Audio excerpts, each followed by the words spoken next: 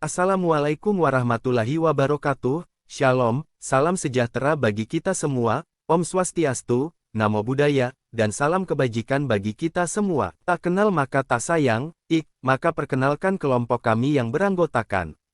1. Aurisufa Gita Cahyani. 2. Destiva Nur Alifah. 3. Endah Hinggaluh. 4. Friska Wahyu Novianti. 5. Hafiz Muhammad Arsyad. Dan yang terakhir, 6. Laksamana Baruna Dili Atmadi. Pada tahun 1580, Portugis diduduki oleh Spanyol. Belanda yang melakukan perang kemerdekaan melawan Spanyol pada tahun 1568 sampai tahun 1648, dilarang Spanyol untuk membeli rempah-rempah dari Lisabon, Portugis. Para pedagang Belanda kemudian mencari pusat rempah ke dunia timur. Bangsa Belanda datang ke Indonesia pertama kali pada tahun 1596, pendaratan pertama terjadi di Pelabuhan Banten, dipimpin oleh Peter Keizer.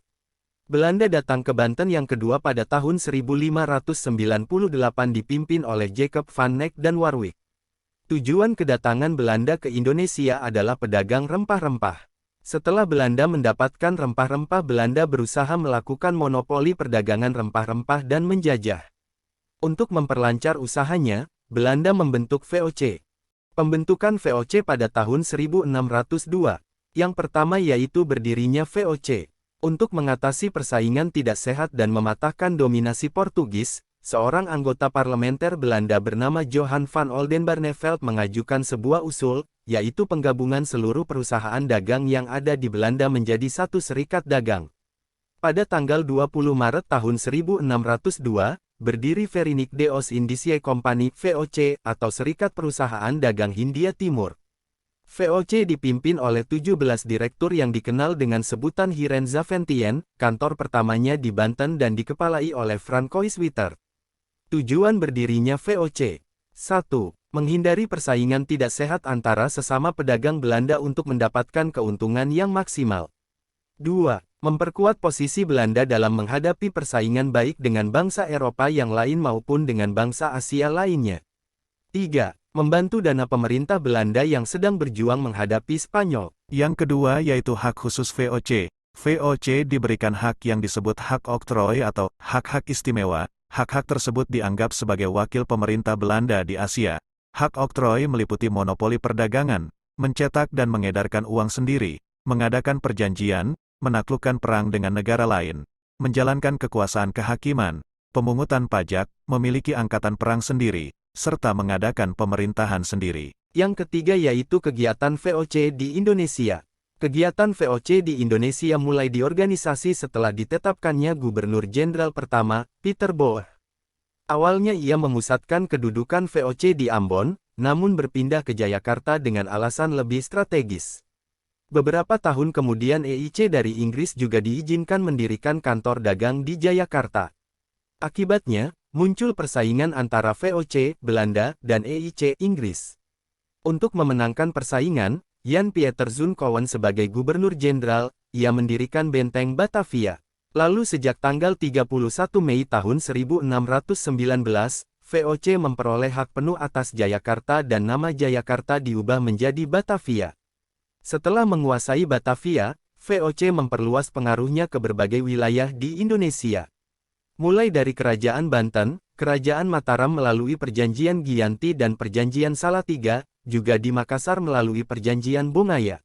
Peraturan-peraturan VOC, perluasan pengaruh itu disertai dengan penerapan monopoli perdagangan, dan untuk menjalankan monopoli perdagangan tersebut, VOC membuat peraturan-peraturan sebagai berikut. 1. Petani rempah-rempah hanya boleh bertindak sebagai produsen, sedangkan hak jual beli hanya dimiliki VOC. 2. Panen rempah-rempah harus dijual kepada VOC dengan harga yang ditentukan oleh VOC. Dan yang ketiga, barang kebutuhan sehari-hari harus dibeli dari VOC dengan harga yang ditentukan oleh VOC. Tindakan yang dilakukan VOC dalam melaksanakan monopoli perdagangan. 1. Ekstirpasi, menebang tanaman rempah-rempah milik penduduk supaya produksi rempah-rempah tidak berlebihan. 2. Hongitochten, pelayanan menyusuri pantai yang dilengkapi dengan angkatan perang untuk mengawasi orang berdagang Maluku, agar tidak menjual rempah-rempahnya kepada pedagang lain. 3. Verplite leveranti, Rakyat wajib menyerahkan pajak berupa hasil bumi di daerah yang tidak dikuasai VOC. Yang keempat, Prianger-Stelsel, kewajiban bagi rakyat untuk menanam kopi di daerah Priangan. Yang kelima, Kontingen 10, rakyat diwajibkan membayar pajak berupa hasil bumi. Pembubaran VOC. VOC dibubarkan pada tanggal 31 Desember tahun 1799. Faktor-faktor kebangkrutan. 1. Para pegawai VOC banyak melakukan korupsi. 2. Banyak pegawai yang tidak cakap sehingga pengendalian monopoli perdagangan tidak berjalan semestinya. 3. VOC banyak menanggung utang akibat peperangan yang dilakukan, baik dengan rakyat Indonesia maupun dengan Inggris. 4.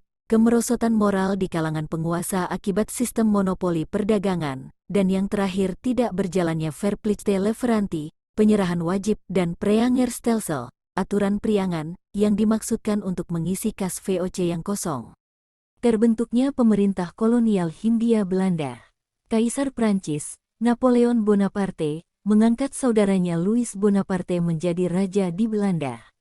Selanjutnya Louis mengangkat Herman Willem Daendels sebagai gubernur jenderal di Indonesia. Tugas-tugas Daendels adalah mempertahankan Pulau Jawa dari serangan Inggris, mengatur pemerintahan di Indonesia, dan membereskan keuangan. Pembaruan-pembaruan yang dilakukan Daendels. A. Bidang pertahanan dan keamanan yaitu 1. Membangun jalan raya, Jalan Daendels, dari Anyer sampai Panarukan sepanjang kurang lebih 1.100 km. 2. Membangun benteng pertahanan seperti Banteng Meester Cornelis. 3. Membangun pangkalan angkatan laut di Anyer dan Ujung Kulon namun tidak berhasil. 4. Meningkatkan jumlah tentara, dengan mengambil orang-orang pribumi. Kedua, yaitu bidang politik dan pemerintahan. 1. Kekuasaan raja-raja di Nusantara dibatasi secara ketat. 2. Membagi Pulau Jawa menjadi 23 wilayah besar atau Hoofdafdeling, yang kemudian dikenal dengan keresidenan atau residenti. Setiap keresidenan dibagi menjadi beberapa kabupaten atau Regentschap. 3. Berdasarkan dekret tanggal 18 Agustus tahun 1808, merombak Provinsi Jawa Pantai Timur Laut menjadi 5 prefektur dan 38 kabupaten. 4. Kedudukan bupati sebagai penguasa tradisional diubah menjadi pegawai pemerintah kolonial yang digaji. C. Bidang ekonomi dan keuangan. 1. Melakukan penjualan tanah-tanah kepada pihak swasta. 2. Rakyat diharuskan melaksanakan penyerahan wajib hasil pertaniannya. 3. Meningkatkan penanaman tanam yang hasilnya laku di pasaran dunia. 4. Meningkatkan usaha pemasukan uang dengan cara pemungutan pajak dan penjualan tanah kepada swasta. 5. Memaksakan berbagai perjanjian dengan penguasa Surakarta dan Yogyakarta. 4. Bidang hukum dan peradilan. 1. Daendels membentuk 3 jenis pengadilan yaitu pengadilan untuk orang Eropa, orang pribumi dan untuk orang timur asing. 2. Melakukan pemberantasan korupsi tanpa pandang bulu termasuk terhadap bangsa Eropa. Akan tetapi Daendels sendiri melakukan korupsi besar-besaran. Terakhir, bidang sosial. 1. Rakyat dipaksa melakukan kerja rodi untuk membangun jalan Anyer Panarukan. 2. Perbudakan dibiarkan berkembang. 3. Menghapus upacara penghormatan kepada Presiden, Sunan atau Sultan. 4. Membuat jaringan pos distrik menggunakan kuda pos.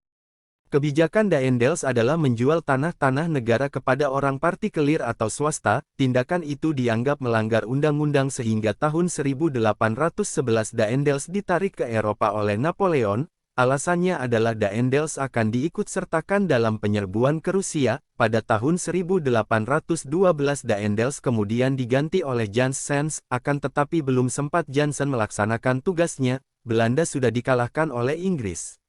Pada tanggal 18 September tahun 1811 Belanda dan Inggris menyepakati perjanjian yang disebut Kapitulasi Tuntang. Kapitulasi Tuntang adalah perjanjian penyerahan kekuasaan Belanda kepada Inggris atas seluruh Jawa beserta pangkalan-pangkalan VOC.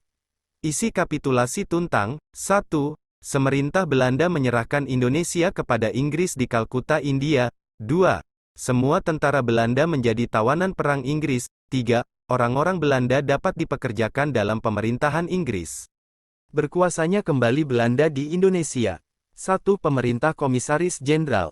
Berlangsungnya penyerahan kekuasaan atas Indonesia dari Inggris kepada Belanda berlangsung pada tanggal 19 Agustus tahun 1816. Pihak Inggris diwakili oleh John Vendel, sedangkan Belanda diwakili oleh Komisaris Jenderal Elout, Van der Capellen, dan Buiskes. Setelah menerima penyerahan, pemerintah kolonial kembali menghadapi persoalan kebijakan politik yang terjadi di wilayah jajahannya. Kebijakan apapun yang dipilih harus dapat menguntungkan sebesar-besarnya kepada Belanda. Beberapa kebijakan yang diambil Komisaris Jenderal sebagai berikut. 1. Sistem residen tetap dipertahankan. 2. Di bidang hukum sistem juri dihapus. 3. Kedudukan prabupati sebagai penguasa feodal tetap dipertahankan. 4. Desa sebagai satu kesatuan unit tetap dipertahankan dengan para penguasa yang dimanfaatkan untuk pelaksanaan pemungutan pajak. 5. Di bidang ekonomi memberikan kesempatan kepada pengusaha-pengusaha asing untuk menanamkan modalnya di Indonesia. Di Belanda sendiri terjadi perdebatan antara kaum liberal dan konservatif. Kaum liberal berkeyakinan bahwa tanah jajahan akan memberikan keuntungan kepada negeri induk apabila urusan ekonomi diserahkan kepada pihak swasta, namun pandangan kaum konservatif berkeyakinan apabila tanah jajahan akan memberikan keuntungan kepada negeri induk, apabila urusan ekonomi ditangani langsung oleh pemerintah. Menghadapi perdebatan antara kaum liberal dan konservatif, Komisaris Jenderal yang memegang pimpinan pemerintah kolonial di Indonesia mengambil jalan tengah, yaitu pemerintah tetap berusaha menangani eksploitasi kekayaan tanah jajahan bagi keuntungan negen induk, di lain pihak berusaha mencari jalan untuk melaksanakan dasar-dasar kebebasan. Yang kedua adalah tanam paksa.